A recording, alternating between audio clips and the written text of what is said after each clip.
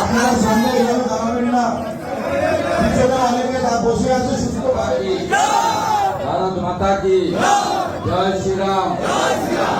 ঠাকুরনগরের এই পূর্ণভূমিতে আমি প্রথমেই প্রণাম জানাবো প্রাতঃস্মরণীয় শ্রদ্ধাস্পদ এবং গোটা পৃথিবীতে থাকা কোটি কোটি মতুয়া ভক্তদের হৃদয়ের মণিকোঠায় যিনি স্থান করে নিয়েছেন প্রভু হরিচাঁদ ঠাকুর এবং প্রভু গুরুচাঁদ ঠাকুর। আমি ঠাকুরনগরের এই পূর্ণভূমিতে আজকে নতুন নয়, আমি 3 থেকে 4 বার এসেছি গত 2 বছর 2.5 বছরে, এবং মাননীয় স্বরাষ্ট্রমন্ত্রী এবং যশস্বী নেতা অমিত শাহজির সঙ্গেও 2021 সালে বিধানসভা ভোটের আগে 8ই ফেব্রুয়ারি 21 আমি ঠাকুরনগরে পূর্ণভূমিতে আসার সুযোগ পেয়েছি। তাই আজকে আমার এই জেলারই, যেখানে বীরাঙ্গনা মায়েরা লড়াই করছেন, সন্দেশখালীতে হাইকোর্টের বিশেষ অনুমতি আদায় করে আমরা আজকে বর্ষতা বিরোধী সংগ্রামে দেবী শক্তি মাতৃশক্তিকে প্রণাম এবং কুর্নিশ জানাতে সন্দেশখালী এসেছিলাম না যাকে। তাই যেহেতু ভোট ঘোষণা হয়ে গেছে, প্রার্থী ঘোষণা হয়ে গেছে, এবং আমাদের এই বনগাঁ কেন্দ্র, যেটা নরেন্দ্র মোদীজির একটি শক্ত ঘাঁটি, এখানকার মান্যবর জেলা সভাপতি দেবদাস মন্ডল এবং গাইঘাটার মান্যবর বিধায়ক ঠাকুর সুব্রত ঠাকুর মহোদয়, তাদের আমন্ত্রণে এখানে আমি এসেছিলাম। আমি সৌভাগ্যবান, আমার ভাতৃপ্রতিম মতুয়া মহাসংঘের চোখের মণি, মাথার তাজ, আমাদের কেন্দ্রের অত্যন্ত সফল একজন রাষ্ট্রমন্ত্রী। আমি দেখেছি আরামবাগে কিভাবে দেশের প্রধানমন্ত্রী ভাই শান্তনু ঠাকুরকে ভালোবাসেন, আস্থা রাখেন। আমার সামনেই তাকে জিজ্ঞেস করছিল, শান্তনু, তামিলনাড়ুতে তোমাকে পাঠিয়েছিলাম, কেমন প্রোগ্রাম হলো বলো। তাই আজকে শান্তনু শুধু বনগাঁর নেতা নয়, বাংলার নেতা নয়, নরেন্দ্র মোদীজির বিশেষ আশীর্বাদ ধন্য শুভাশিস প্রাপ্ত একজন তরুণ মন্ত্রী। তাই তার সাথে সাথ দিয়ে গতবারে 1,11,000 ভোটে তিনি জিতেছিলেন, এবারে 2,22,000-এরও বেশি ভোটে তাকে জিতিয়ে নরেন্দ্র মোদীজির হাত শক্তিশালী করার প্রার্থনা নিয়ে আমি এখানে এসেছি। আমি অম্বিকা রায় বিধায়ক, সুব্রত ঠাকুর মহোদয় বিধায়ককেও ধন্যবাদ দেব, তারা আমাকে সাথ দিয়েছেন। সন্দেশখালীতে আমার সঙ্গে অসীম সরকার, অশোক কীর্তনিয়া ছিলেন এবং টেলিফোনে স্বপন মজুমদার ছিলেন। আমরা বিজেপির পরিবার, ঐক্যবদ্ধ পরিবার। আমাদের একটাই স্লোগান, রাষ্ট্রবাদ এবং দেশপ্রেম। আমাদের একটাই নেতা, তার নাম নরেন্দ্র মোদী। আমাদের একটাই লক্ষ্য, এইবার 400 পার। আমাদের সামনে আর কোনো লক্ষ্য নেই। তাই আমরা সবাই একসঙ্গে পদ্ম ফুলে রয়ে কাজ করব। আমি এখানে আমার অনেক সংখ্যালঘু মুসলিম নেতা ভাইদের দেখছি। আমি অত্যন্ত খুশি যে এরা রাষ্ট্রবাদের পক্ষে আমাদের সঙ্গে আজকে এসেছেন। কারণ আমাদের প্রধানমন্ত্রী যেমন ভারতবর্ষ, হিন্দুস্তান, সনাতন সংস্কৃতিকে বিকশিত করার কথা বলেন, তিনি ঠিক স্বামী বিবেকানন্দের মতো, প্রভু হরিচাঁদ ঠাকুর, গুরুচাঁদ ঠাকুর মতো বা শ্রী চৈতন্য দেবের মতো তিনি সব সময় বলেন নিজ ধর্মের প্রতি আস্থাশীল হও, অপর ধর্মের প্রতিও শ্রদ্ধাশীল থাকো। এটাই হলো নরেন্দ্র মোদীজির পথ এবং স্বপ্ন। তিনি সবসময় বলতেন, আমি এই ভারতবর্ষে নেতৃত্ব করতে এসেছি বিশ্বের দরবারে ভারতবর্ষকে 1 নম্বর করার জন্য।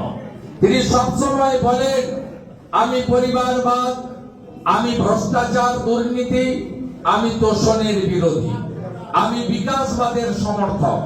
আমার স্লোগান সবকা সাথ, সবকা বিকাশ, সবকা বিশ্বাস, সবকা প্রয়াস। নরেন্দ্র মোদীজি বলেন, আমার কাছে জাতপাত সম্প্রদায় বলে কোনো কথা নেই। আমি 4টে বিশেষ সম্প্রদায়কে উন্নীত করতে চাই অর্থনৈতিকভাবে এবং সামাজিকভাবে। আমি তাদের জন্য করতে চাই। তারা কারা? একটা হলো কৃষক জাতি, আরেকটা হলো দরিদ্র জাতি, আরেকটা হলো যুব জাতি, আরেকটা হলো না জাগিলে ললনা এ বিশ্ব জাগে না নারী জাতি। অর্থাৎ নরেন্দ্র মোদীর কথায় আমি ভারতবর্ষে এই 4টে বিশেষ গোষ্ঠীকে আমি শিক্ষা, স্বাস্থ্য, অর্থনীতি, মানব সম্পদের বিকাশ, প্রভূত উন্নয়ন করতে চাই। সেটা হলো নারী শক্তি, যুব শক্তি, দরিদ্র জাতি এবং কৃষক শক্তি। এদের জন্যই আমরা কাজ করব। তাই নরেন্দ্র মোদীজির 175টা কর্মসূচি, প্রত্যেকটাই সবার জন্য, যেটা বলে গেছেন বহুজন সুখায় বহুজন হিতায় বসুধৈব কুটুম্বকম। এটাই হলো নরেন্দ্র মোদীজির স্বপ্ন। তাই আজকে আমাদের আরো একটা আনন্দের দিন। বাগদা কেন্দ্রে মোদীজির ভক্তদেরকে ভুল বুঝিয়ে বিজেপির পদ্মফুল, মোদী হাওয়া এবং তৃণমূল বিরোধী সবার ভোট নিয়ে একজন জিতেছিলেন। সেই লম্বা ছেলেটির নাম বিশ্বজিৎ দাস। বহু গুণে গুণান্বিত, গুণের আধার, তার গুণ বলে শেষ করা যাবে না। আজকে ওর জালও গেছে, গামছাও গেছে। কারণ এতদিন তিনি বিধানসভার ভিতরে বলতেন আমি তো বিজেপি, আর বিধানসভার বাইরে বনগাঁ সাংগঠনিক জেলা চোরেদের পার্টি তৃণমূলের সভাপতি। একই অঙ্গে বহুরূপ, যাকে আমরা বলি না কাকতাড়ুয়া, বহুরূপী। এগুলো আমরা যাত্রা, নাটক, সিনেমাতে দেখতাম। কি সুন্দর বিধানসভায় আমার পাশে বসে আছে। আপনি কোন দলে? না, আমি বিজেপি। আর গঙ্গায় বক্তৃতা, মোদি হটাও, বিজেপি হটাও। এখন কি হবে বিশ্বজিৎ ভাইয়া? পদত্যাগ করতে হবে তো, প্রথমে এমএলএ থেকে, তারপরে তো নমিনেশন ফিল আপ। এমএলএ সিটটা গেল তো, আমও গেল, ছালাও গেল, আমও গেল, ছালাও গেল। এমএলএ থেকে পদত্যাগ, তারপরে এমপিতে দাঁড়ানো, তারপরে গভর্নর হারা, তারপরে প্রাক্তন এমএলএ বিশ্বজিৎ দাস। শঙ্করাট্য যেখানে, আপনিও যাবেন সেখানে। অপেক্ষা করে থাকুন, অপেক্ষা করে থাকুন। সবাই প্রস্তুত তো? সব বুথে লড়াই হবে। ৯৯ বিশ্বজিতের জামানত জব্দ করতে হবে, মোদিজিকে প্রধানমন্ত্রী করতে হবে, 400 সিট দিতে হবে। শুধু বাংলা দিলে হবে না, পাশে বারাসাত, বসিরহাট, ওদিকে রানাঘাট, যে যেখানে যার আত্মীয় আছে সবকে ফোন, দরকার হলে সময় আছে, বাড়িতে যাবেন আত্মীয়দের। সমস্ত ভোট পদ্ম ফুলে ফেলতে হবে। মোদি হ্যাঁ তো মুমকিন হ্যাঁ। মোদিজিকে 400 ফের করতে হবে। আর 2,22,000 বেশি ভোটে শান্তনু ঠাকুরকে 22,000 বেশি আনলিমিটেড। তিন করবেন কি চার করবেন আমি জানি না, সেটা আপনারা করবেন। তা আমার চাই 2,22,000 মার্কিন। কথা দিচ্ছেন তো বিরোধী দল নেতাকে? নন্দীগ্রামে মমতাকে হারিয়েছি, কথা দিচ্ছেন তো? মোদিজির গ্যারেন্টি তো? এই গ্যারেন্টিতে আপনাদের কাজ করতে হবে। আমি 7টা বিধানসভায়, অন্তত 4টে বিধানসভায় ভাই শান্তনুর জন্য আসবো।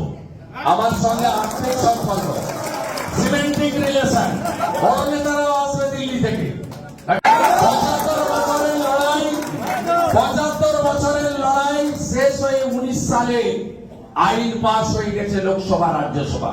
আমরা অত্যন্ত আশাবাদী যে ভোট দিতে যাওয়ার আগে আরেকবার ডঙ্কা বাজিয়ে অভিনন্দন যাত্রা আমরা করার সুযোগ পাবো। মোদিজিকে আর অমিত শাহজিকে আমরা ধন্যবাদ জানাবো। কয়েকদিনের মধ্যেই শোভাযাত্রা করে ডঙ্কা বাজিয়ে আর জয় হরি বলে বলে। সবাই ভালো থাকবেন। ভারত মাতা কি, ভারত মাতা কি, জয় শ্রীরাম, জয় শ্রীরাম।